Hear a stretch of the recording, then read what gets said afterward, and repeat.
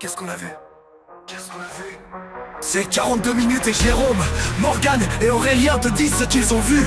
Mais qu'est-ce qu'ils ont vu, putain? Mais qu'est-ce qu'ils ont vu, putain? Mais qu'est-ce qu'ils ont vu, putain? Mais qu'est-ce qu'ils ont vu, putain? Mais qu'est-ce qu'ils ont vu, putain? Salut, c'est Chipou. Hey. Installez-vous bien confortablement, on va faire le tour de tout ce que j'ai regardé au mois de septembre. Je vais essayer d'aller un peu plus à l'essentiel que la dernière fois parce que clairement j'avais trop bavardé et je crois bien que Morgane m'a mis en PLS avec ses avis concis, clairs, nets, précis, bref. Bon, après, je vous rassure, je reste un grand bavard, surtout que l'air de rien, même si c'était la rentrée, j'ai un bon emploi du temps, donc j'ai vu pas mal de choses ce mois-ci. Je vais quand même tenter d'être un peu plus direct, quoi, voilà.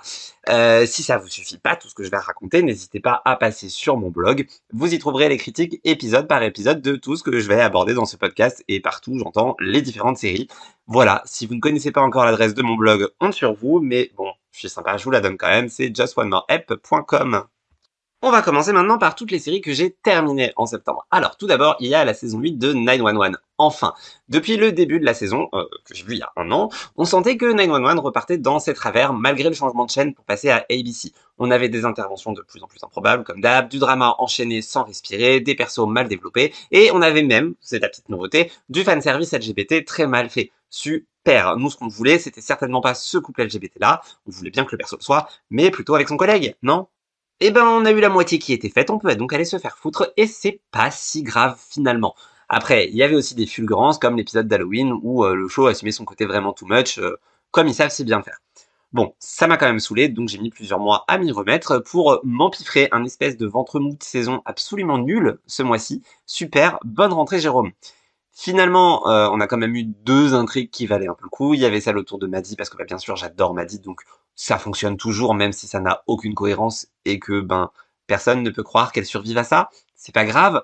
Et ensuite, on a eu l'arc final où personne n'aurait pu croire qu'il survivrait à ça, et justement, il a pas survécu. Super. Donc on a un personnage qui se sacrifie, on a l'équipe qui est fracturée, et bon, je vais spoiler, c'est bon, vous avez compris de qui je parle de toute manière, mais comme j'ai toujours pas pardonné ceux qui m'ont spoilé ce twist, je vais vous demander de vous boucher les oreilles si vous n'êtes pas à jour, et je vais continuer en vous disant que la série perd son pilier, savoir Bobby. Honnêtement, je suis pas sûr de savoir ce que je pense de la mort de ce personnage. C'était un personnage clé, j'ai lu ce que Ryan Murphy en disait, je comprends ce qu'il dit quand il insiste sur le fait que ça va redonner de l'essence pour les storylines de tous les persos, et que ça va booster la série qui en avait besoin. Et franchement, qui je suis pour dire que la série en avait pas besoin, alors que je viens de dire que je me suis ennuyé pendant la plus grande partie de la saison 8.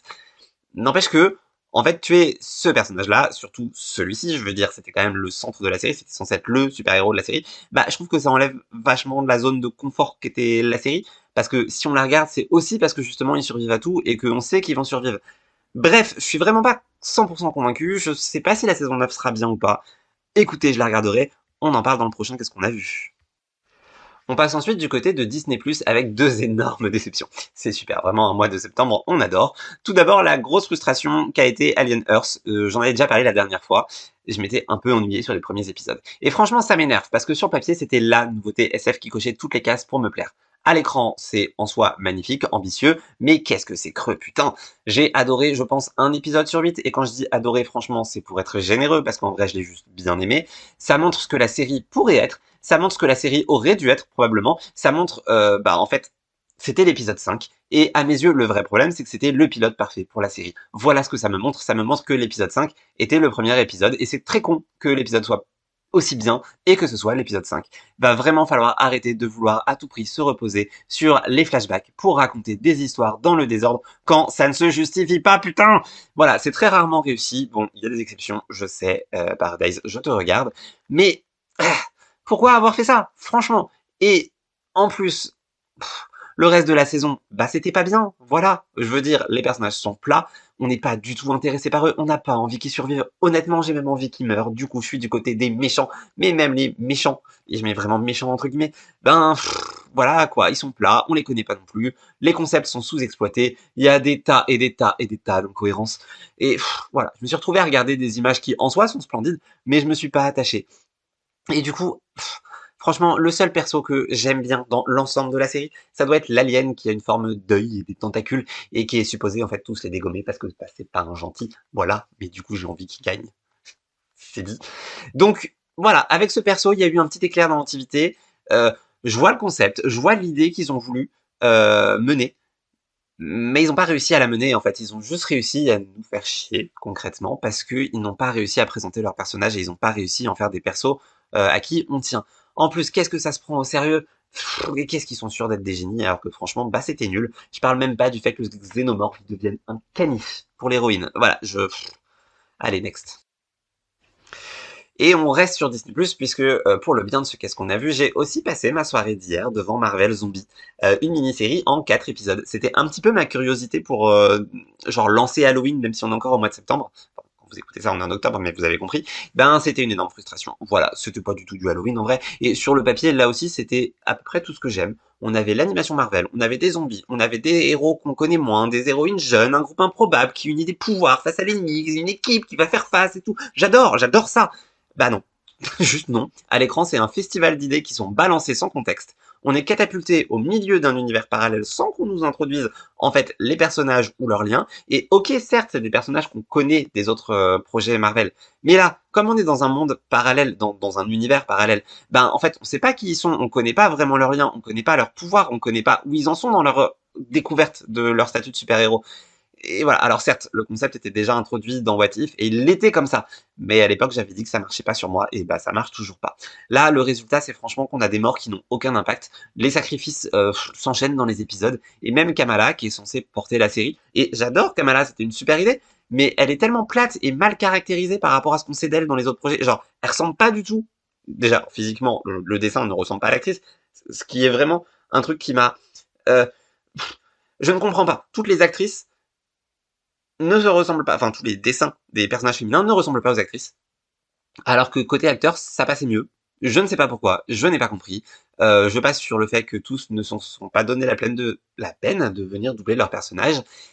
Euh, voilà. Alors j'ai bien cherché quelques points positifs à vous en donner quand même, parce que ça fait toujours du bien d'avoir du positif dans la vie. Donc voilà, on a des scènes d'action qui sont sanglantes, qui sont plutôt lisibles. Ça marchait bien. On a des blagues visuelles qui sont réussies. Pour le petit spoiler, parce qu'il faut que j'en parle, le Captain America Kudjat, bah fallait y penser. Voilà. Mais tout ça, c'est trop vite expédié, trop mal construit. Il y a 4 épisodes qui durent 30 minutes, qui sont répétitifs parce qu'ils ont tous le même schéma de «Hey, il y a un refuge, on va y aller! Ah, bah ça alors, en fait, c'était pas safe!» Et voilà, et il n'y a pas de scénario clair, il n'y a pas de perso attachant. Certes, c'est cool de les voir enfin se rencontrer, se parler, ces personnages des phases 4 et 5, mais bah voilà, même si c'est joli par moments, sanglant et donc jouissif parfois, bah c'est un énorme gâchis. Euh, voilà, pitié, pas de saison 2. Et ça, c'était l'ensemble des saisons que j'ai terminées. J'ai déjà fait le temps que je pensais faire sur l'ensemble de ce que j'avais à dire, mais c'est pas grave, je vais continuer avec les saisons que j'ai commencées. En début de mois, j'ai commencé The Walking Dead saison 3. Les 4 premiers épisodes m'ont donné l'impression d'une espèce de carte postale. Alors on voyage, c'est cool, il y a des paysages superbes, il y a l'ambiance espagnole qui change les codes habituels, il y a du budget qui est mis, top, vraiment rien à redire. Mais après, au-delà de l'image, ben l'écriture, c'est nul. Alors, c'est pas nul. En vrai, c'est juste que les nouveaux personnages, bah, ils sont pas assez solides pour porter le récit. En même temps, ils peuvent pas l'être parce qu'on sait qu'ils vont crever. En même temps, ceux qui crèvent pas, bah, on sait qu'ils vont crever à la fin de la saison ou au pire dans la saison suivante parce que probablement ils vont continuer le schéma de 2 saisons dans un pays et ensuite on change. Est-ce que j'ai envie qu'ils changent pour ailleurs que les États-Unis? Pas sûr. Et bien sûr, dans tout ça, eh ben les twists, il y en a pas parce que tout se devine à 3 kilomètres. Et c'est le plus gros problème de la franchise Walking Dead, c'est qu'en fait on sait que Daryl et Carol vont survivre et pas les autres. On sait que le personnage qu'ils rencontrent va mourir dès qu'il leur aura servi. On sait que ce personnage-là qui est introduit un peu après le premier qui est déjà mort va survivre un peu plus longtemps parce qu'il faut qu'il apporte quelque chose. Et on sait que dès qu'il apporte quelque chose, il va se faire tuer. Et on sait que même s'il apporte pas tout à fait quelque chose, il se fera tuer. Mais vous inquiétez pas, Daryl et Carol vont survivre. Et voilà. Donc, j'aime bien tout le côté où on découvre une nouvelle communauté. J'adore l'Espagne, donc forcément, ça fait plaisir d'entendre de l'espagnol. Ça fait plaisir de les voir dans ce petit pays tout chaud, tout beau, qui donne envie de partir en vacances. Mais bah, ça s'arrête là, quoi. On est sur le même schéma zombie à l'infini. Puisque je parle de partir en vacances, il me paraît assez logique de passer du côté de Prime Video, puisque j'ai regardé le tout premier épisode d'Hôtel Kostira avec Jesse Williams dans le rôle titre. Et que dire? On se croirait sur ABC, mais pas le côté positif d'ABC. Voilà, Jesse Williams nous joue un ancien militaire qui a pour job de travailler dans un hôtel de luxe italien, où il doit résoudre tous les problèmes des clients richissimes et tous plus riches les uns que les autres. Voilà, il y a un fil rouge quand même avec une nana qui a disparu, et plus ou moins d'intérêt romantique, mais en fait non, mais de toute façon c'est la fille du proprio, donc va quand même falloir la retrouver. Voilà, moi je venais chercher un soap léger qui donne envie de vacances, et pour l'instant bah c'est bien la seule chose que ça fait. Ça le fait même pas si bien que ça, mais au moins ça fait ça. c'est joli, ça sent le soleil, il y a l'Italie, voilà, ça manque d'épaisseur, ça manque de surprise, c'est pas une catastrophe, mais bah, c'est pas un coup de cœur non plus, je m'attendais pas à un coup de cœur, mais c'est pas non plus la série que je vais recommander plus que ça. On a des personnages qui sont mal introduits, on connaît pas vraiment ses collègues, on s'ennuie un peu comme on les connaît pas. Et c'est un gros défaut de tout ce que j'ai vu ce mois-ci, c'est qu'il n'y a pas de personnage qui arrive à m'attacher dès le début. Et même souvent, je trouve que tu peux voir 4, 5, 6 épisodes, les enchaîner, et les persos restent fades et pas intéressants. Je sais pas, avant on savait écrire des persos intéressants, ou est-ce que c'est juste moi qui vieillis mal? Franchement, je me pose la question. Moi, j'ai l'impression qu'il n'y a plus de persos qui me donnent envie de suivre la série. Et vraiment, c'est le gros défaut. Et même si la série densifie ses intrigues et ose quelques vrais coups par la suite, ce que je vous souhaite, je suis pas sûr qu'elle arrive à devenir un vrai plaisir coupable assumé parce que, bah, je sais pas, faites-moi une bitch au milieu de tout ça et pas une bitch BEACH. Et là, peut-être que j'aurais envie de regarder parce que ce sera rigolo. Mais là, vraiment, on a juste une jolie vitrine et une jolie vitrine. Voilà. Alors, tous les épisodes de la saison sont dispo. Bien sûr, je les ai pas regardés en une fois. Je sais même pas si je terminerai la saison. Mais si je le fais, je vous en reparle. C'est promis. Dans le même genre, j'ai vu le premier épisode de The House of Guinness sur Netflix.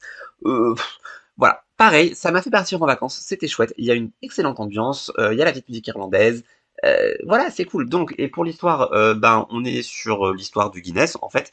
Donc, le propriétaire qui a lancé la marque meurt, il laisse derrière lui 4 héritiers dans une Irlande qui est en proie à une crise politique hyper violente, avec le rejet des Britanniques, avec des problèmes religieux. Bref, voilà, on enchaîne les problèmes dans le premier épisode. On voit les héritiers, ils sont 4, 3 frères, une sœur, ils doivent tout faire pour que la marque survive. Ok, cool. Je sais pas, j'ai bien aimé. En vrai, j'ai bien aimé, peut-être même plus qu'Hotel Kossira, donc il est fort probable que je continue. Mais pareil, je vais pas regarder toute la saison d'un coup, et on verra bien quand je continuerai. Je vous en reparlerai quand je la terminerai. Et enfin, je me suis évidemment jeté aussi sur NCIS Tony et Ziva, qui, comme son nom l'indique, nous révèle enfin ce que sont devenus Tony et Ziva depuis ces 5 dernières années où on n'avait plus de nouvelles d'eux. C'est purement marketing, mais après tant d'années d'intrigues croisées et principalement hors écran, je ne pouvais pas rater ça.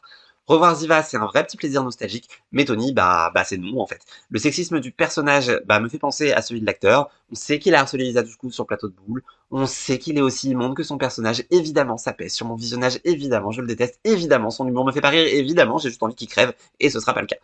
Pourtant, il y a certains épisodes de la première saison qui montrent qu'il y a encore du potentiel. Voilà, faut juste laisser les femmes agir, à peu près. Je pense que tous les épisodes qui étaient centrés sur les actions, toutes les scènes qui étaient centrées sur les actions des héroïnes fonctionnaient bien mieux que tout ce qui était centré sur les mecs. Voilà, c'est con. Le fil rouge, il est inutilement complexe. Et vraiment, la comparaison va être un peu violente, mais moi, ce NCIS Tony et Ziva, qui n'a rien à voir avec la franchise NCIS, ça me fait penser à du Quantico avec des personnages mal introduits et qui nous intéressent pas spécialement. Bref, je regarde surtout pour Ziva parce que elle m'intéresse, c'est vraiment une héroïne que j'adorais et que je suis content de retrouver. Mais à part ces quelques scènes bien fichues, voilà quoi. Va vraiment falloir que la série se trouve un équilibre, mais comme il lui reste pas tant d'épisodes que ça, je sais pas ce que ça donnera, je vous en reparlerai sûrement le mois prochain parce que je vais finir la saison. Donc voilà, on en reparlera. Et c'est tout pour mon mois de septembre. C'est un bon bilan par rapport à d'habitude, c'est beaucoup trop long une fois de plus, mais vous avez l'habitude avec moi. Par contre, faut bien le dire, moi j'ai un gros problème d'attachement aux personnages dans toutes les séries que je regarde récemment. Soit c'est moi le problème, soit c'est juste qu'on les connaît pas, donc on s'en fout de ce qui leur arrive. Et ça me semble vraiment compliqué d'écrire de bons persos en 2025, alors que, je sais pas, avant ils y arrivaient, il y avait des bonnes interactions, il y avait des bons dialogues, il y avait des vrais enjeux, des trucs, je sais pas. C'est la phrase clé de toutes mes critiques du mois, c'est trop dommage, je me fais chier. Bref, cette fois c'est bon, je me tais, je vous laisse avec Morgane qui va encore me sniper, puis Aurélien qui se contentera de dire Marvel Zombie, ouais comme Chipou c'est nul, allez on passe à la suite. Enfin, je suppose. Bisous bisous, à dans 2 semaines et en direct cette fois. Bonsoir, ici Morgane pour vous dire qu'est-ce que j'ai vu en ce mois de septembre. Peut-être que j'ai pas forcément vu plus de trucs que le mois précédent, on ne sait pas trop, vous allez découvrir ça tout de suite. Alors je vais commencer par une découverte, et il s'agit de l'application Audible.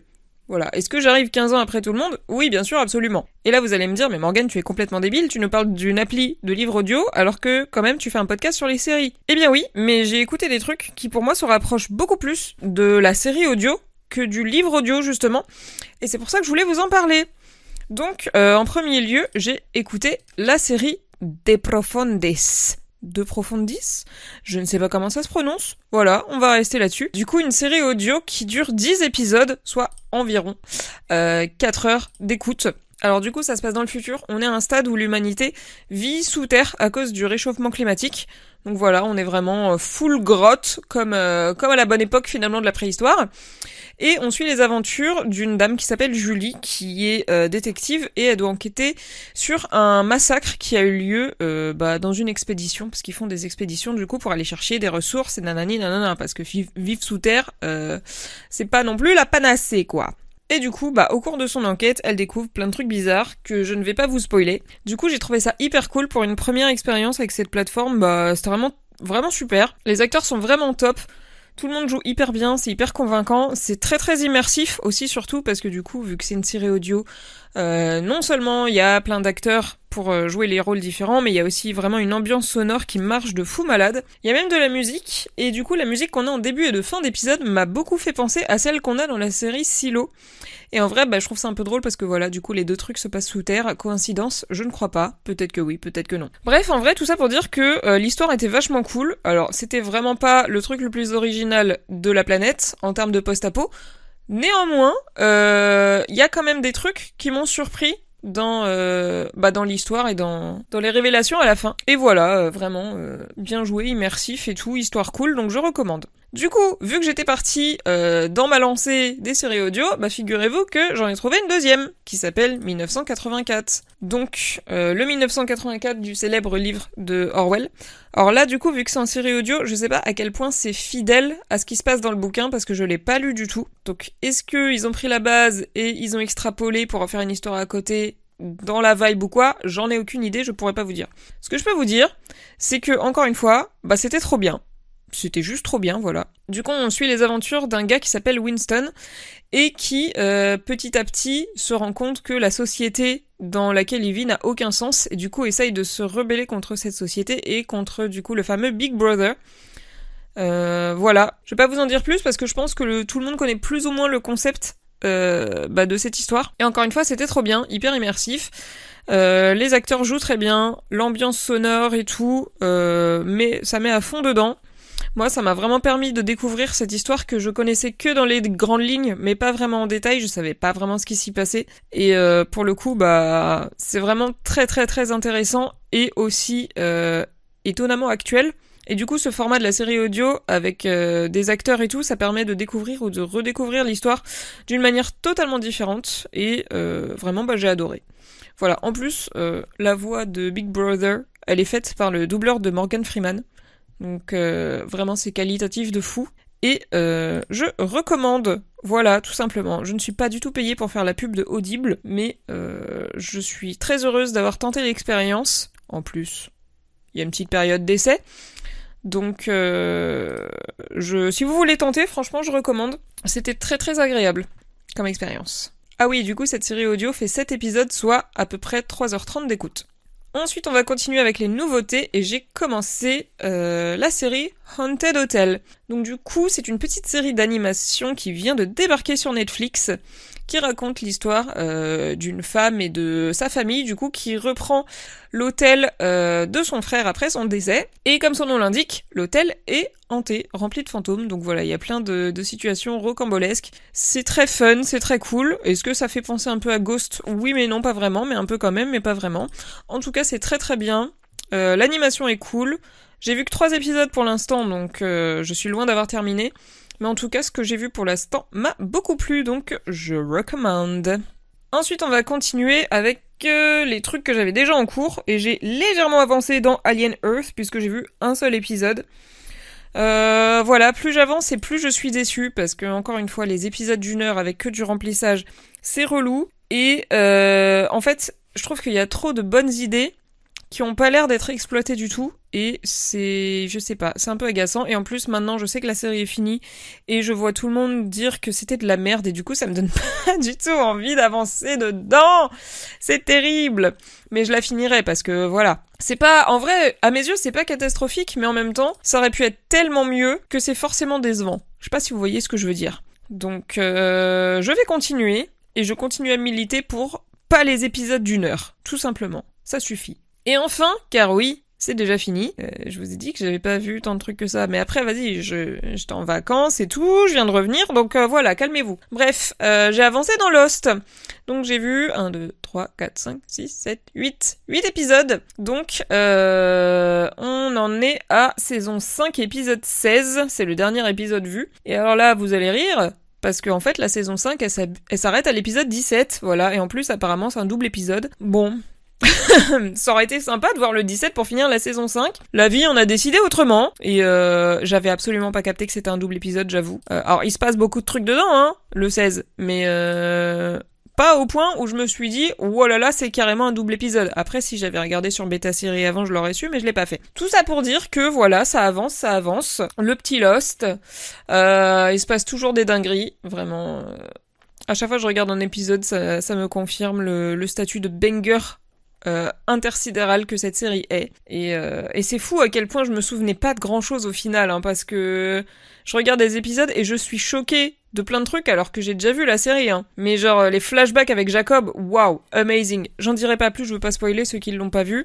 Après, si vous l'avez pas vu, franchement, mais qu'est-ce que vous faites là? Au lieu d'écouter cet épisode, allez voir Lost, quoi. Mais bref. Donc voilà, c'est tout ce que j'ai vu en ce petit mois de septembre. J'espère voir plus de choses en octobre. Mais je dis ça à chaque fois, donc je garantis rien. Et puis je vous laisse et je vous dis la bise.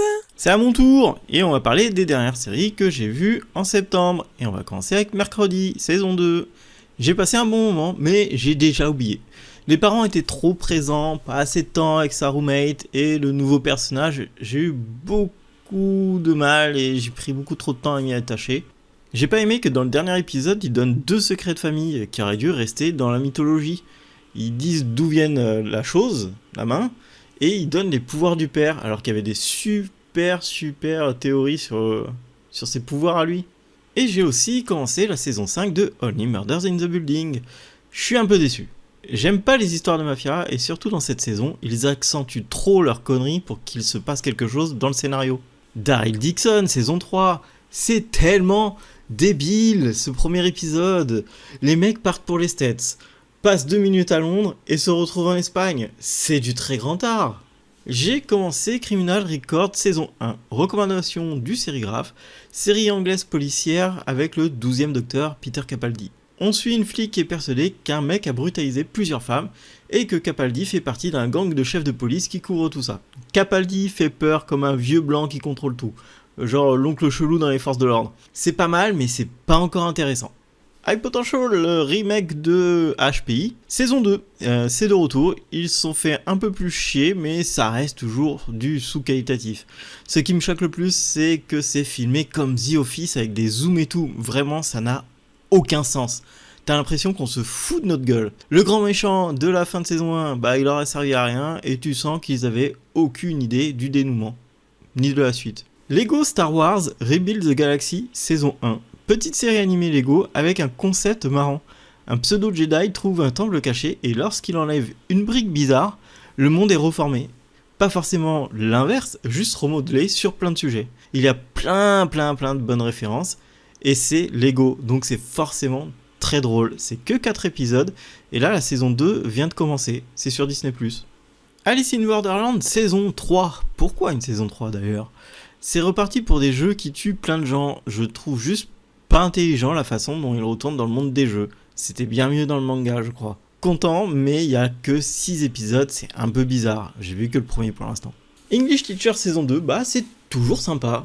Le papa de Veronica, c'est toujours le mec le plus drôle qui existe. Il fait tout, il sait tout faire. C'est trop bien et j'adore ce mec. Ils sont trop cons, donc j'aime bien. J'ai enfin lancé les Sons in Chemistry. Qualità d'Apple, ça se voit direct. Brie Larson, j'ai toujours dit qu'elle était trop forte. Ça a pas l'air de déconner non plus comme série. Hâte de voir la suite. The Institute saison 1, je l'ai fini et c'était tellement mauvais. Tous les acteurs sont au niveau 0 de la crédibilité. L'Institut n'a aucun sens. Aucun putain de sens. Et après, quand ils veulent donner des explications, même les scénaristes, tu sens qu'ils y croient pas. Même les acteurs, ils sont pas sûrs de ce qu'ils ont entendu. C'est du Stephen King à la télé, j'aurais dû m'en douter. Countdown saison 1, c'est fini. C'était une bonne série d'été, par contre, je pense qu'il y a eu un problème de production. La saison se finit 3 épisodes avant la fin, c'est hyper brut. Et après, il y a un début de saison pendant 3 épisodes qui ne se finit pas. Je comprends pas. Mais c'était bien. C'était le retour de Belly la girouette dans la saison 3 de The Summer I Turned Pretty. La série et les acteurs sont des machines à fantasmes pour les ados de 18 à 25 ans, voire plus. La série est finie, mais un film est en préparation pour faire un petit peu de monnaie. Belly, ton regard parisien et ta robe noire te font monter très haut dans la liste de mes futures femmes.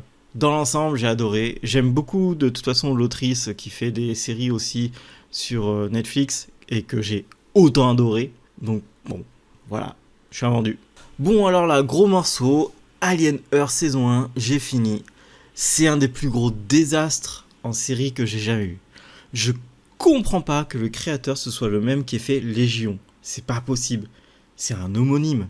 Légion, c'était fantastique. Il y avait des idées tout le temps incroyables, jamais vues auparavant. Là, il y a 0 idée. En plus, la série se veut être un elevated horror. C'est une des pires expressions que je connaisse. Rien de bon en est sorti de ça. Heureux en plus, il n'y a pas d'horreur. Mais par contre, tout est dramatique. Le scénario, la réal, l'histoire, les acteurs, les personnages, le délire avec Peter Pan. Je vois des gens qui la défendent en disant que les rêves de Peter Pan sont subtils.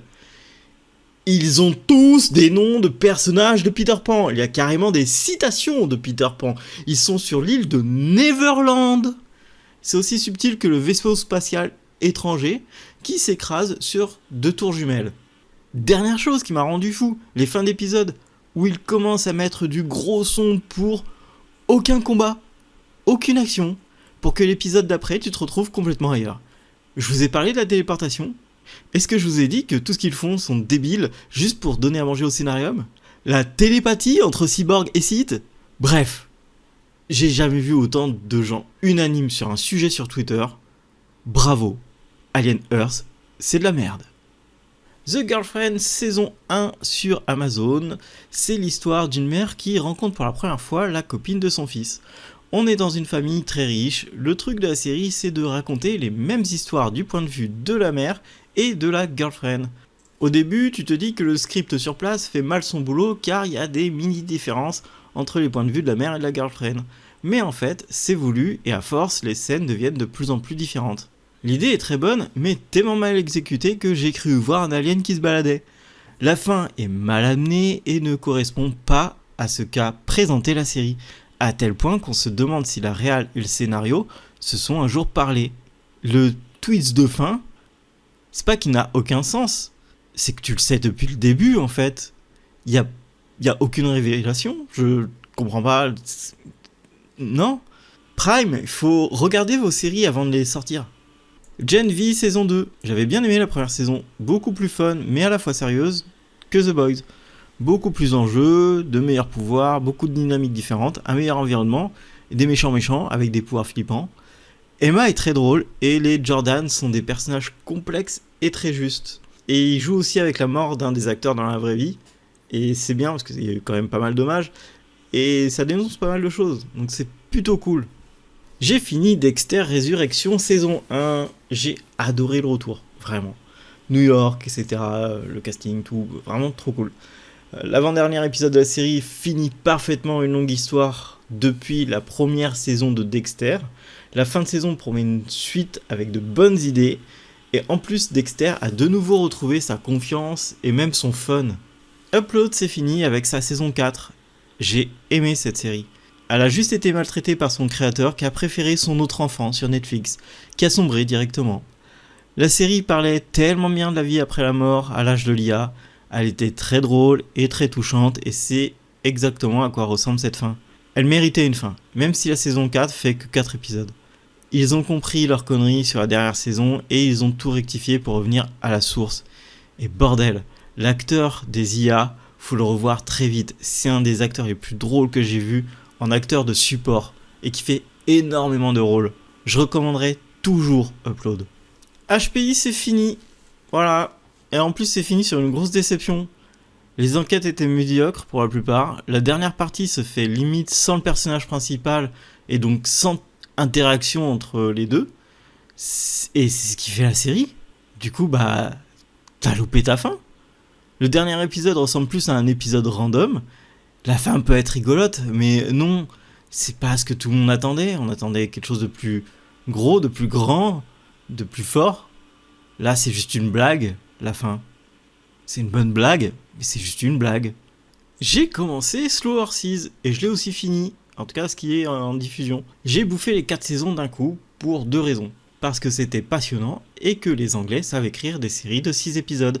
C'est tellement flagrant. On me l'avait très mal vendu, mais quand il y a Gary Oldman qui est nommé tous les ans pour la série et que c'est renouvelé pour 3 ans, tu te dis que ça doit être quand même pas mal. En plus, c'est la qualité Apple, c'est dur de se tromper.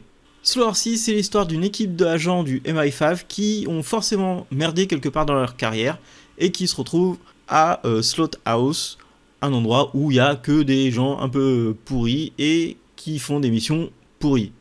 Leur chef, c'est un mec dégueulasse, limite clodo, qui en a rien à foutre de tout et surtout d'eux. Personne ne sait pourquoi, mais c'est une légende qui a toujours de l'avance sur tout ce que les autres font tout en restant super logique.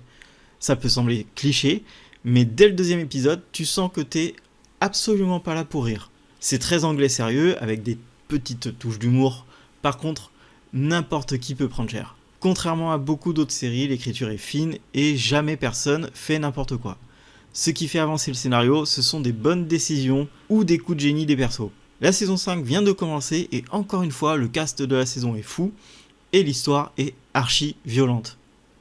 Et à cause des émis, j'ai commencé The Studio. L'imposture est totale. De base, j'aime absolument pas Seth Rogen. Je le trouve mauvais dans tout ce qu'il fait, c'est toujours moi. Et là, c'est le plus moi qu'il pouvait faire. C'est même pas une satire ou autre truc du genre, c'est juste mauvais. Les mecs ont des récompenses pour de la réalisation d'étudiants de cinéma. L'épisode en plan séquence est tellement nul, mais putain, et pas intéressant techniquement. C'est Benny Hill, c'est affolant la non-intelligence sociale que le personnage a. C'est pas possible qu'il soit arrivé là avec peu d'intelligence et aucun charisme. Sal, son pote, c'est l'un des pires personnages de Buddy. Ça devrait être interdit. C'est aimé car il y a une pléthore d'acteurs du moment. C'est tout. Si t'enlèves Seth Rogen, c'est passable comme série. Limite, The Franchise à côté, c'est bien. Et j'ai continué mon rewatch de Person of Interest, saison 1 et saison 2. Je voulais finir sur une bonne note en vous rappelant de regarder Person of Interest si vous l'avez jamais vu. Si vous voulez vous rappeler l'intérêt de faire des saisons de 22 épisodes, c'est la série qu'il faut regarder. La saison 1 était magistrale. La saison 2 est encore d'un autre niveau. L'épisode d'introduction de Shaw, on est sur un autre level de conscience.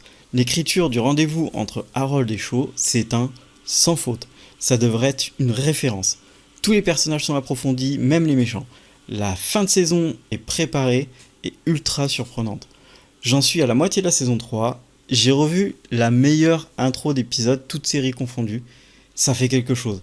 Même si je la connais par cœur. Person of Interest consolide toujours sa place de top 2 dans mes séries préférées. Et bonus, Peacemaker, James Gunn est complètement fou d'avoir adapté cette histoire. Ceux qui ont vu le dernier épisode comprendront. Et on se retrouve dans un mois pour vous dire qu'est-ce qu'on a vu en octobre. Je vous souhaite une bonne semaine, une bonne soirée, etc. Et à la prochaine!